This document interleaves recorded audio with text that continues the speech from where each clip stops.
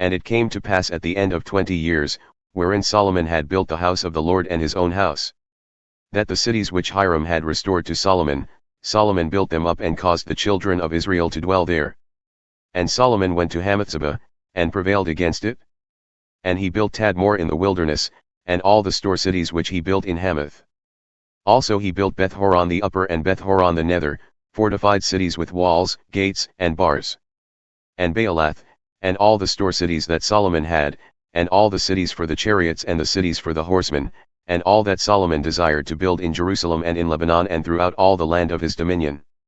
As for all the people who were left of the Hittites, and the Amorites, and the Perizzites, and the Hivites, and the Jebusites, who were not of Israel, of their children, who were left after them in the land, whom the children of Israel consumed not, these Solomon made to pay tribute until this day. But of the children of Israel Solomon made no servants for his work, but they were men of war, and chief of his captains, and captains of his chariots and horsemen. And these were the chief of King Solomon's officers, even 250, who bore rule over the people.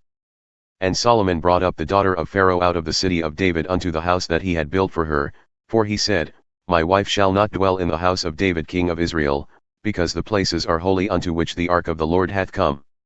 Then Solomon offered burnt offerings unto the Lord on the altar of the Lord, which he had built before the porch, according to a certain rate every day, offering according to the commandment of Moses on the Sabbaths and on the new moons and on the solemn feasts, 3 times in the year, on the feast of unleavened bread and on the feast of weeks and on the feast of tabernacles.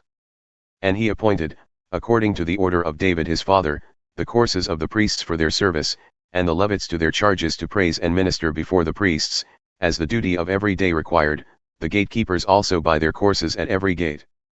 For so had David the man of God commanded. And they departed not from the commandment of the king unto the priests and Levites concerning any matter or concerning the treasurers.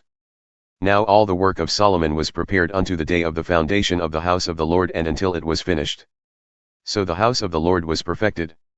Then went Solomon to Eziongber and to Elath at the seaside, in the land of Edom. And Hiram sent him ships by the hands of his servants, and servants who had knowledge of the sea, and they went with the servants of Solomon to Ophir, and took from thence 450 talents of gold and brought them to King Solomon.